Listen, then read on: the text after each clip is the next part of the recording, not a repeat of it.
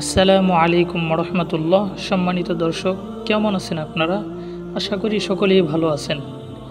আজকের ভিডিওতে আমরা আমাদের দাম্পত্য জীবনে কলহ কেন হয় এবং সেটা ডিভোর্স পর্যন্ত কেন গড়ায় সেই বিষয়গুলি নিয়ে ইনশাআল্লাহ কথা বলব। আশা করি আমাদের অনেকেরই উপকারে আসবে আজকের ভিডিওটি, তাই ভিডিওটা শেষ পর্যন্ত দেখবেন এবং অন্যের উপকারের জন্য শেয়ার করে দিবেন। নাম্বার 1, সামান্য বিষয় নিয়ে উভয়ের মধ্যে ব্যাপক মতানৈক্য ও ঝগড়া বিবাদ সৃষ্টি হওয়া, যদিও সেই ঝগড়াঝাটিটা অন্যের সাথে হয় না। নাম্বার 2, উভয়ের মাঝে প্রচণ্ড সন্দেহের সৃষ্টি হওয়া, যেটা বর্তমানে দাম্পত্য কলহের অন্যতম কারণ। নাম্বার 3, অন্যের কথায় অর্থাৎ তৃতীয় পক্ষের কান পড়া শুনে একে অপরের মাঝে দূরত্ব তৈরি করে ফেলা, যা সংসার ভাঙার বর্তমান সময়ের অন্যতম কারণ।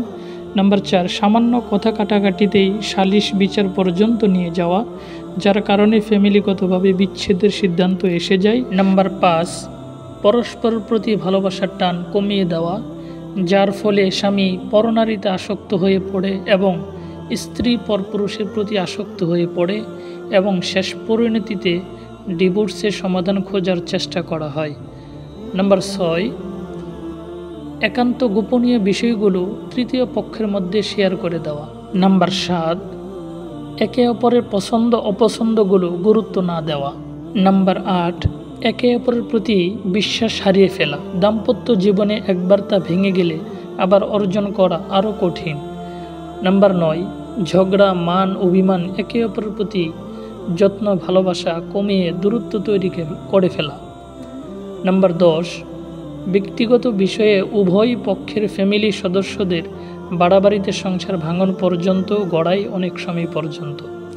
সম্মানিত দর্শক, সংসার জীবনে সুখময় করতে ও অটুট রাখতে এই বিষয়গুলো অবশ্যই এড়িয়ে যেতে হবে এবং রাগ জিদ বিসর্জন দিয়ে পরস্পর একে অপরকে গুরুত্ব দিতে হবে, তবেই সুখময় দাম্পত্য জীবন হবে ইনশাআল্লাহ।